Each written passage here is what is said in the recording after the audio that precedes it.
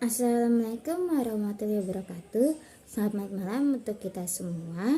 Perkenalkan, nama saya Maria Oktaviana Anuposo, NIM 1872150047, semester 3, Prodi Pendidikan Ekonomi, Fakultas Ilmu Pendidikan, mata kuliah Bank dan Keuangan lainnya.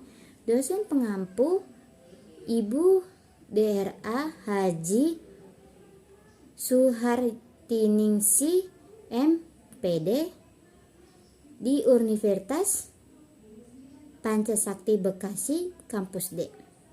Di sini saya akan menjelaskan tugas akhir ulangan akhir semester. Pokok pembahasan: pertama, ajak piutang. Kedua, leasing atau sewa guna usaha. Ketiga, dana pensiun. Keempat, asuransi. Kelima, pasar modal. Keenam, pasar valuta asing. Ketujuh, pasar uang. Pengertian ajak piutang. Ajak piutang adalah pengalian piutang jasa keuangan perusahaan, pengalian piutang yang menjual atau mengalihkan hak atas piutang usahanya kepada ajak piutang, yang kemudian bertindak sebagai prinsip terpenting bukan sebagai perusahaan perantara yang mengusahakan penjual bagi perusahaan lain atas nama perusahaan tersebut. Ajak piutang dalam definisi tersebut ada kegiatan terpenting yang perlu diketahui di Indonesia, yakni pertama, ada dua jenis transaksi ajak piutang, yaitu ajak piutang berhubungan dengan pembiayaan dibentuk dalam pembelian atau pengalian piutang, dan non pembiayaan ajak piutang ke piutang atau tagihan ke bentuk pengurusan. Yang kedua, transaksi perdagangan dalam negeri dan perdagangan antara negara dibentuk transaksinya seperti ekspor atau impor dapat dilakukan dengan transaksi ajak piutang. Ketiga, objek pembiayaan dalam ajak piutang berupa piutang atau bisa digunakan atau dilakukan dengan tagihan jangka pendek pada transaksi perdagangan luar maupun dalam negeri yang dilakukan perusahaan. Keempat, ajak piutang dalam pembiayaannya bisa digunakan hanya di perusahaan, melainkan bukan kepada orang perorangan atau secara individual saja. Ajak piutang banyak digunakan oleh perusahaan factoring dan perdagangan yang banyak memperoleh keuntungan besar dikarenakan banyak memiliki manfaat yang besar.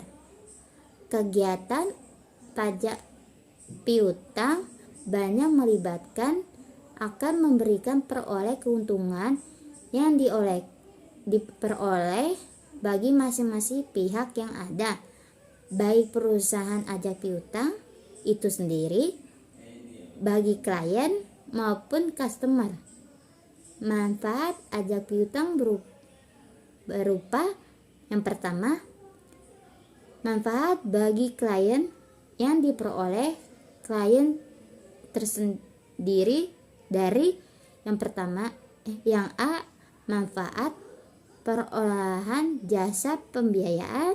Yang B, manfaat yang didapatkan dari jasa non pembiayaan.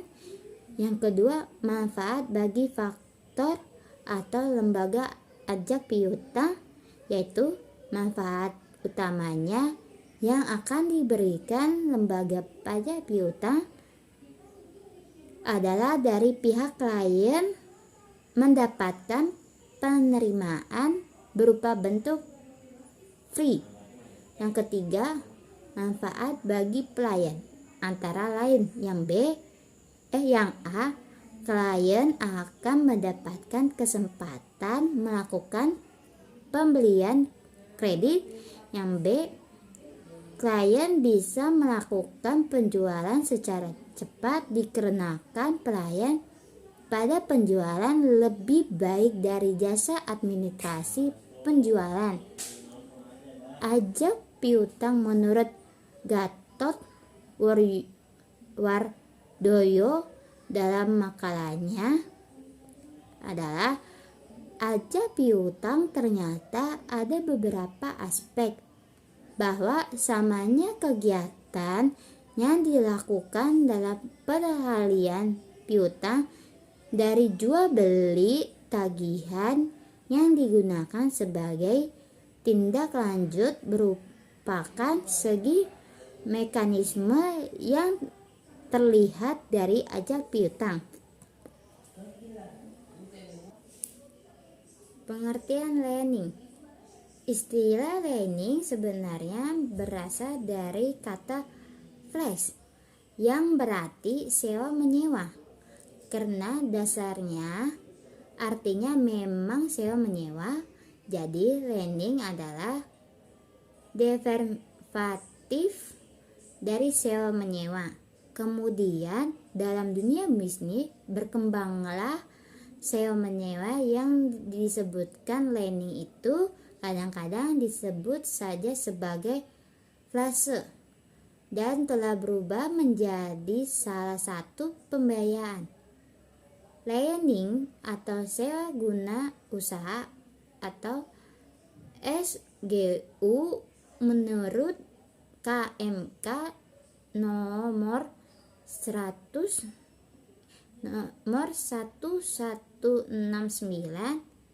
atau KMK 01 atau pada tahun 1991 adalah kegiatan pembiayaan dalam bentuk penyediaan barang modal baik secara sewa menyewa usaha dengan hak opsi atau finansial lease maupun sewa guna usaha tanpa hak opsi atau operating lease untuk digunakan oleh lease selama jangka waktu tertentu berdasarkan pembiayaan secara berkala. Pihak-pihak dalam lending. Adapun pihak-pihak yang terlibat dalam proses pemberian fasilitas lending adalah sebagai berikut.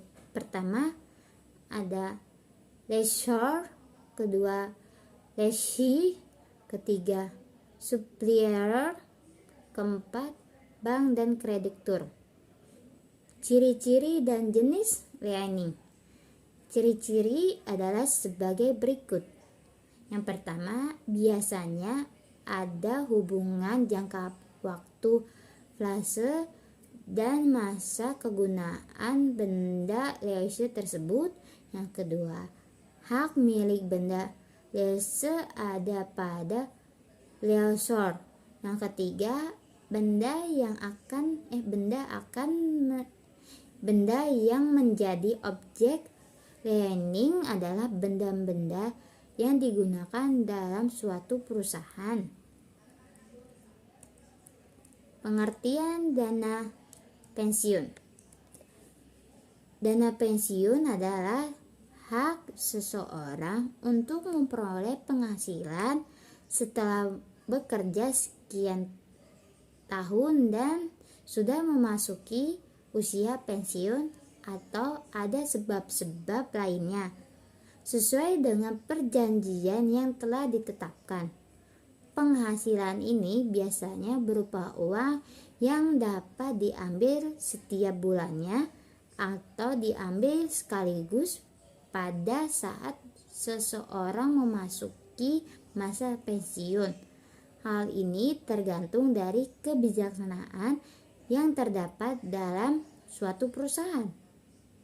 Definisi dana pensiun menurut Undang-Undang Nomor 11 Tahun 1992 adalah yang berbunyi, badan usaha hukum yang mengelola dan menjalankan program yang menjanjikan manfaat pensiun berdasarkan definisi di atas. Dana pensiun merupakan lembaga atau badan hukum yang mengelola program pensiun yang dimaksudkan untuk memberikan kesejahteraan kepada karyawan suatu perusahaan, terutama yang telah pensiun. Manfaat dana pensiun dan sistem pembayaran manfaat. Yang pertama, manfaat pensiun normal adalah manfaat pensiun bagi peserta yang mulai dibayarkan pada saat peserta pensiun setelah mencapai usia pensiun normal atau sesudahnya. Yang kedua, manfaat pensiun dipercepat adalah manfaat pensiun bagi peserta yang dibayarkan bila peserta pensiun pada usia tertentu sebelum usia pensiun normal. Yang ketiga, manfaat pensiun cacat adalah manfaat pensiun bagi peserta yang dibayarkan apabila peserta menjadi cacat. Sistem pembayaran manfaat.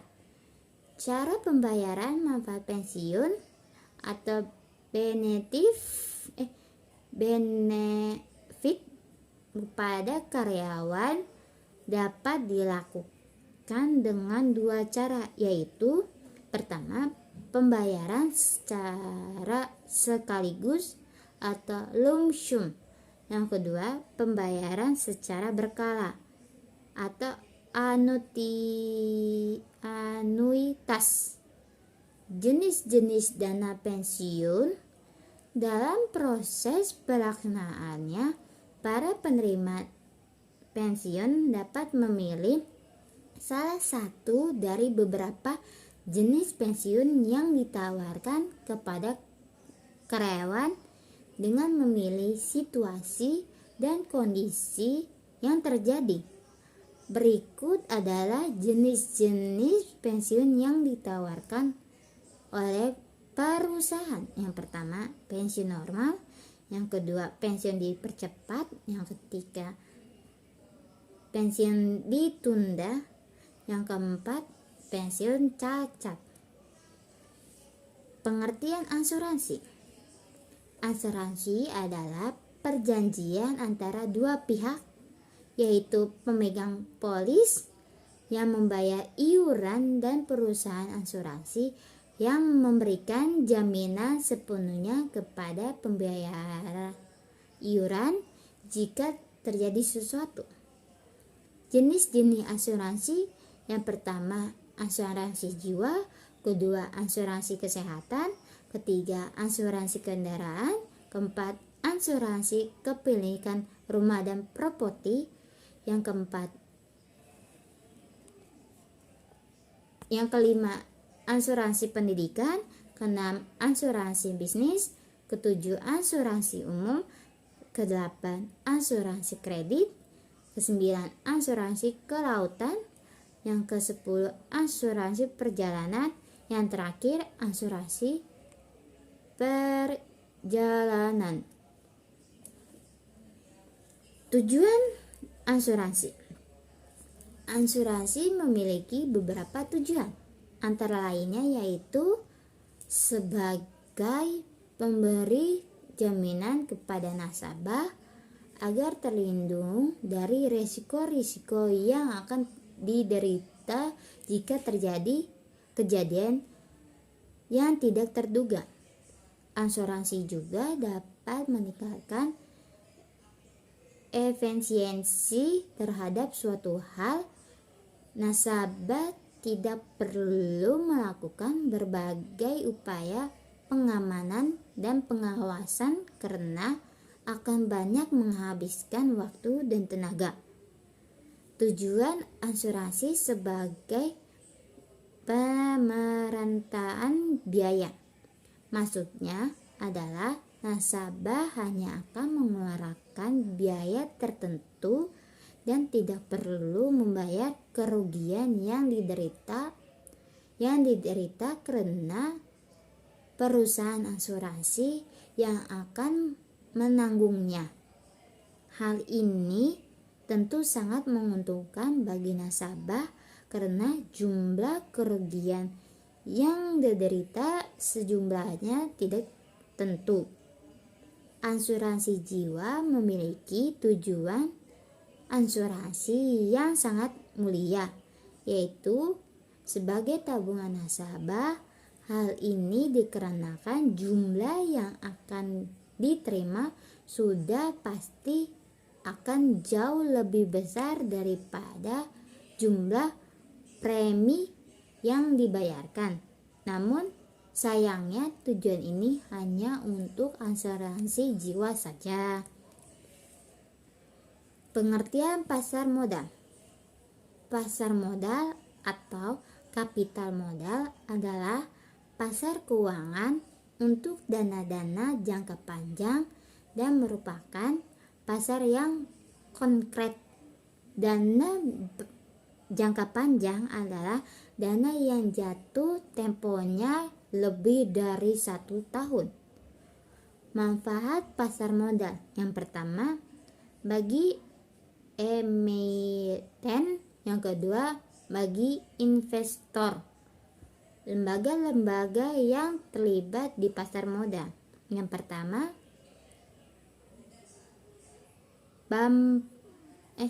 BAPEPAM atau Badan Pengawas Pasar Modal.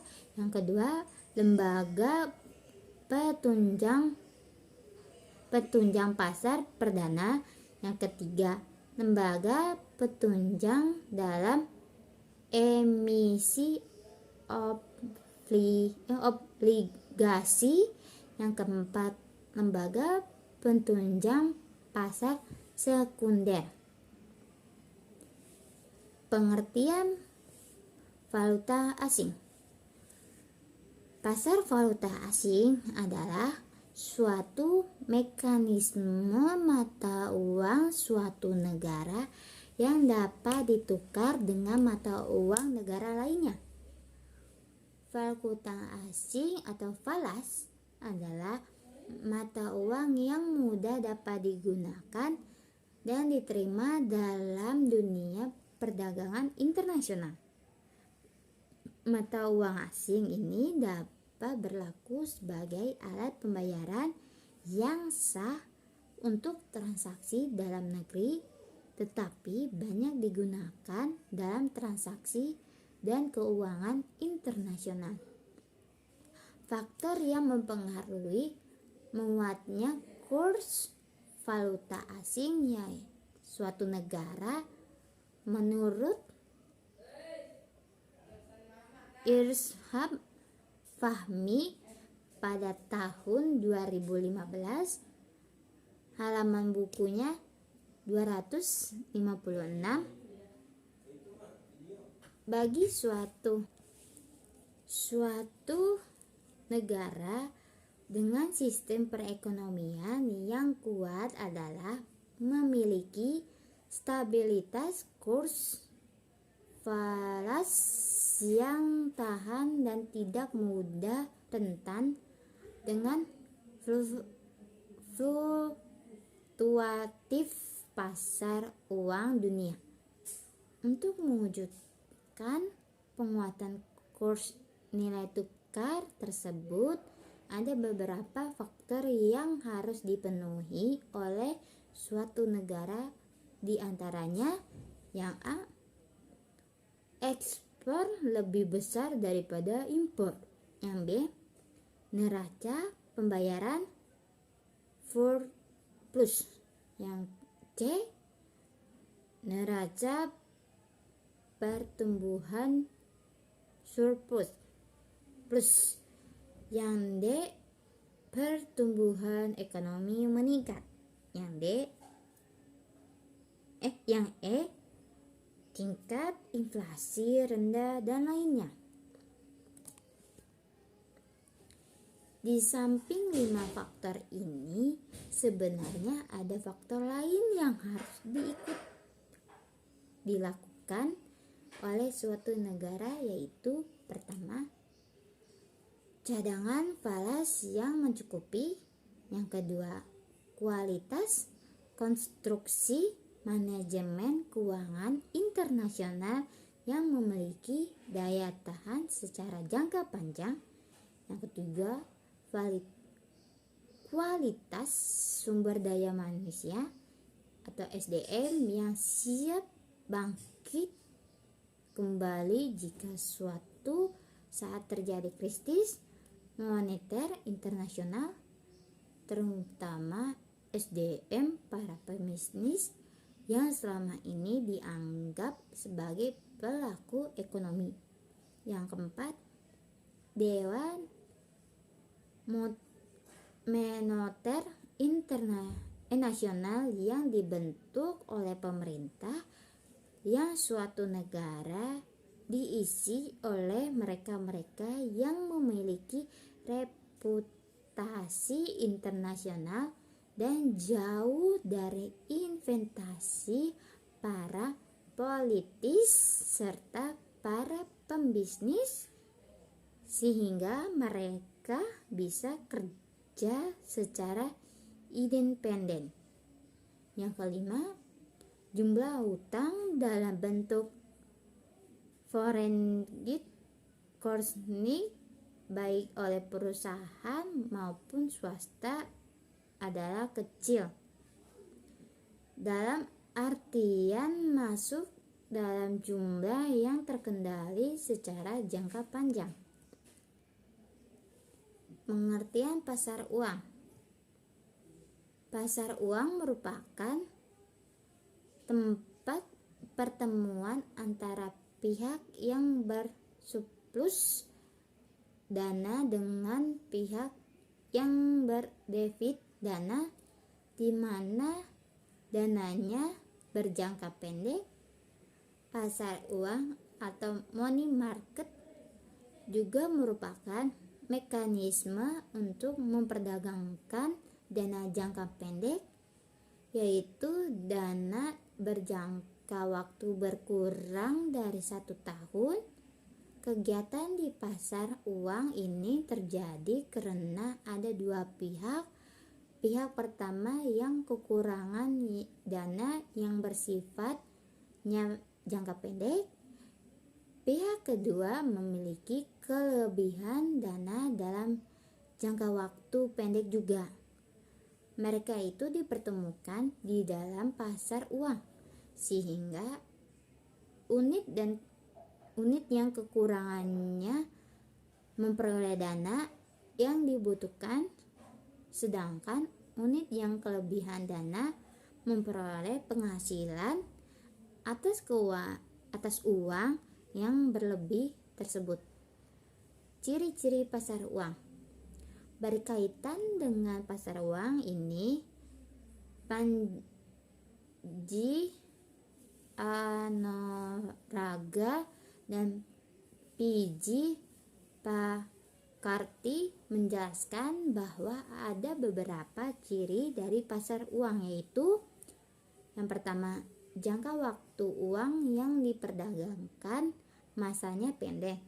Yang kedua, tidak terkait pada tempat dan waktu.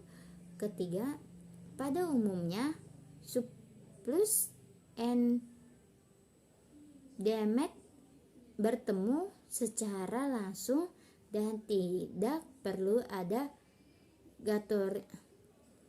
guarantor dan underwriter.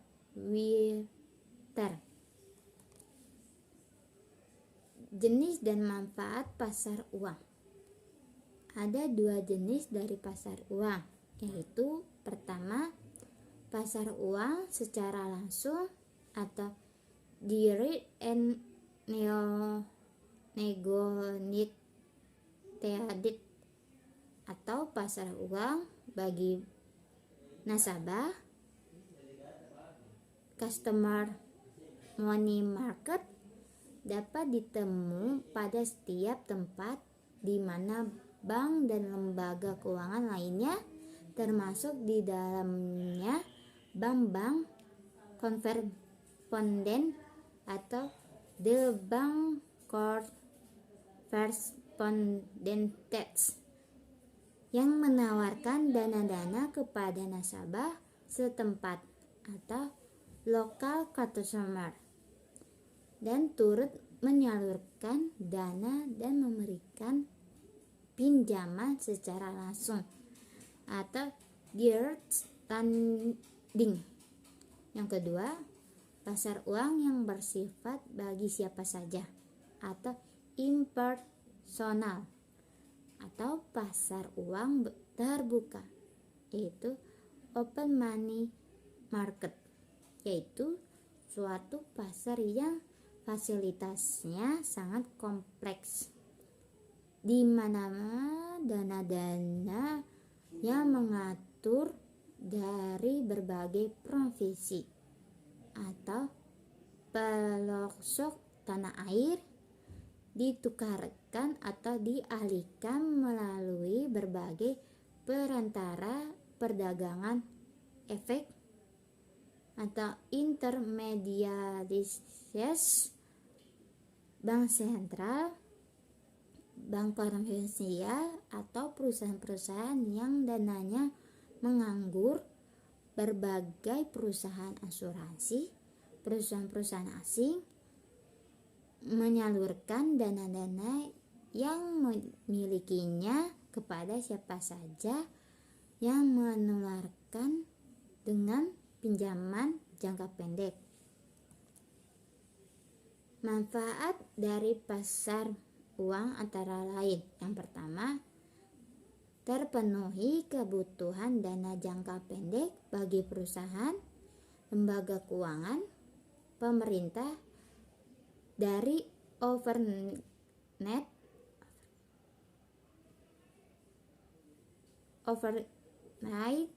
sampai jatuh tempo 1 tahun.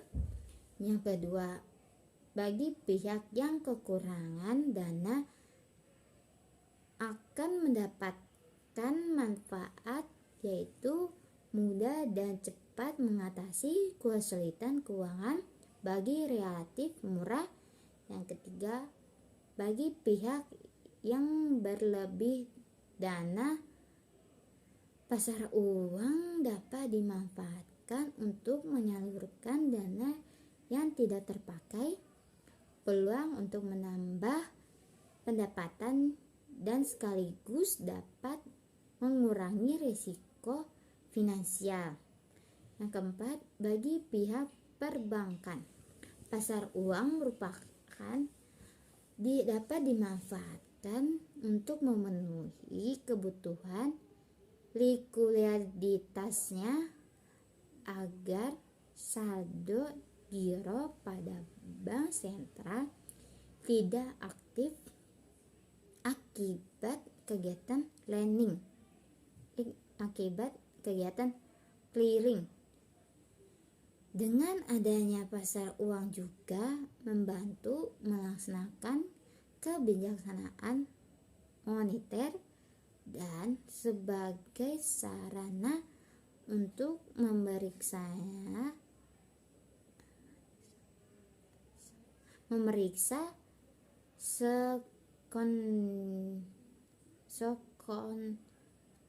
secondary reserves. Sekian dari presentasi yang saya sampaikan. Mohon maaf ada bahasa yang kurang dimengerti, terus paparan yang saya sampaikan kurang jelas atau kurang dipahami. Mohon maaf. Sekian dan terima kasih. Assalamualaikum warahmatullahi wabarakatuh.